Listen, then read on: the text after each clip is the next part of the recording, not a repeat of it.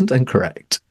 There's a little bit here about the beloved characters, but let's do that a little bit later on. Well, that'll be quite fun. All the key people that people seem to have resonated with over the years, which should be really, really lovely. So let's crack on, guys. Let's crack on. So I think, Jess, the best way to do this, I guess maybe you do the 8s, I'll do the 7s, you do the 6s. So we're going to do the 8th position for all 6 people that have voted here today. So let's kick off and see where we're at. Over to you, Jess. All right. In the number 8 spot for Max is Captain Marvel. He owns it. Owen, Iron Man 2. Stop until he makes John, things right. Ant-Man. Because of that, Jess, Shang-Chi and the Legends of the Ten Rings. Megan, Eternals. And Lee, Thor, Ragnarok.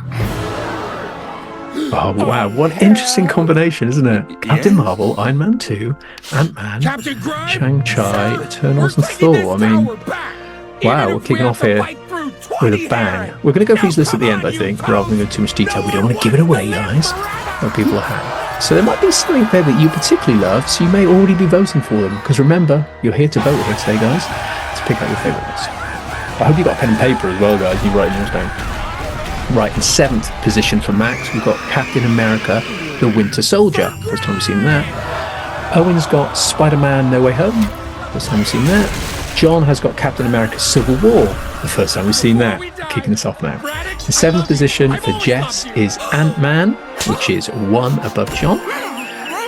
Megan's is Shang-Chi and the Legend of the Ten Rings, so that's back again.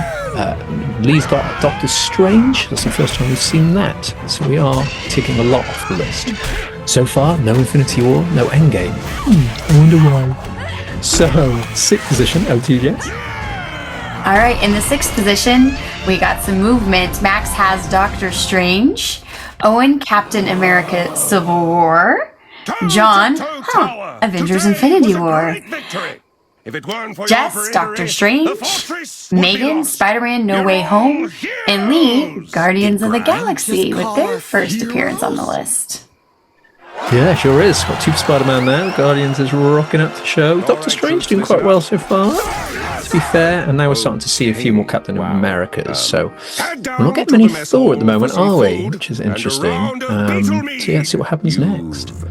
So in 5th for Max, the first time we've seen today is the first Avengers Collective. So that was the 2012 Avengers.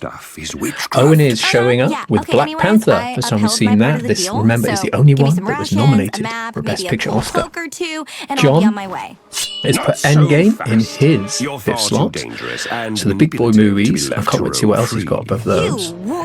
Then we've got the first Captain America, first Avenger for Jess. First time we've seen that. Avengers Age of Ultron is Megan's. First time we've seen that. Iron Man 1 for Lee. So that's 2008.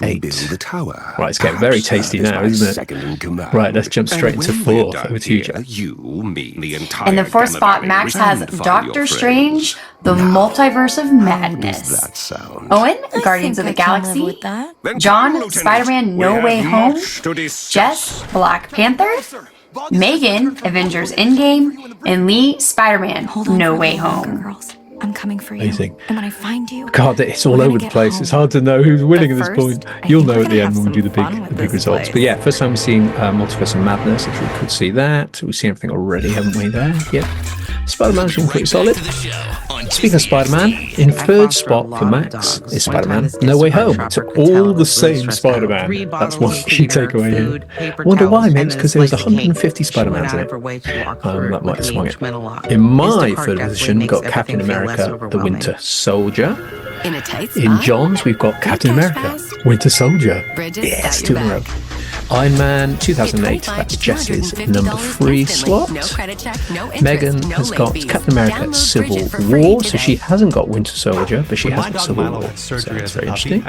And Lee has also got Captain America Winter Soldier, so it looks like Cap is kind of dominating this whole thing right now. But let's continue with the big one before the big one. 2nd place. Let's do this. And number 2, who's going to show up more than Captain? I don't know. Max has Avengers Endgame, but Owen has Avengers Infinity War. John has Iron Man. And I have Thor, Love and Thunder, Megan, Avengers, the classic 2012, while Lee has the Avengers Infinity War. So, lots of Avengers in that line. Yeah, I think we all knew Infinity Endgame were going to be near the top, but now it'd be interesting to see first or second who has the most Endgames, who has the most Infinity Wars. So let's see. Max's favourite Marvel film of all time is Avengers Infinity War. Owen's favourite Avengers film of all time is Endgame. John's favourite all time is Guardians of the Galaxy. Jess is also Guardians of the Galaxy for her favourite of all time. Megan is Avengers Infinity War. And Lee is Avengers Endgame. So let's take a look. So we've got 2 Endgame, 2 Guardians, and 2 Infinity Wars. Oh man, it's a triple tie. But our initial reflections for me, I knew Endgame and Infinity War would be the top of most of these.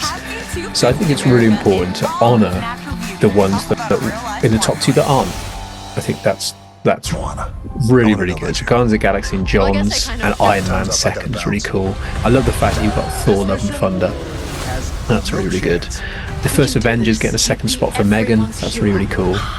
And other than that, it's quite obvious. So Jeff, tell me more about, if you can, why Love and Thunder? What is it about that? Because it's not really shown up here today. I think it's great too. So why did that get second spot? That's pretty cool.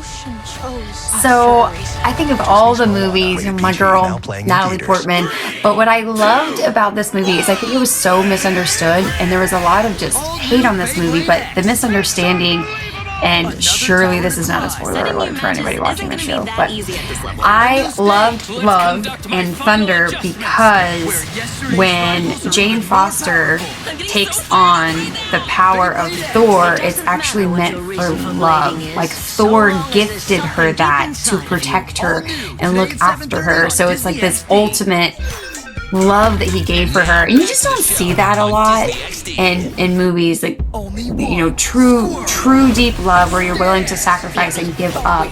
So he gave up his hammer for her to look after her and protect her, and it did during that time, and it was so beautiful. Also, the timing of the movie, I'll share a little fun side personal story here. So this wasn't when we watched the movie, it wasn't long after we found out my husband's cancer was back, so we're there with a couple friends. And my friend's husband, once it came out in the movie about Jane Foster, he looked at her and said, I think we should go. Like, I think we should go. And I was like crying. But I was like, no, let's stay. This is going to be a good movie. So I think there's also that little bit of sentimental moment too. But I just love the love behind it. And if I had to choose one Thor, I do love the Thor movies, but if I had to choose one, it would be that one for that reason. Yeah, I love how you've gone into the storyline of it. And I think sometimes we get that a lot of these do have a decent in-depth story to them. It's not just all action and them all having fun. It's a bit like what we got here with like Winter Soldier, especially. It's come up quite a few times on these lists, but it was the first time, I know it was very early on, but to see one of them with just some real angst, you know. This was his best friend and all that, like the turmoil of, a bit like Star Wars, isn't it, when people turn to the dark side, and it makes it interesting, isn't it, when a human that you already know in that universe and then they switch, and how can they come to terms with it? It showed some vulnerability, because they can be as strong as they want, have all the powers they want, but in the cheapest way possible, they're still a human being with emotions. And I think their film at that point, they started to bring that in a bit more. And I think that's why Winter Soldier is quite popular, it's quite known to be up there. Whereas, for example, Captain America Civil War, which I've got in mind, which I loved, a lot of people are, oh god, they splinter off and they don't really, you know, they'll get back together, and you just don't buy into it as a human emotion thing. It was a clever attempt, but I don't think people really bought into it like they did with Winter Soldier, I have to say. So can I also ask you, we will talk about some of the films that are on our list, but while we're talking about our list,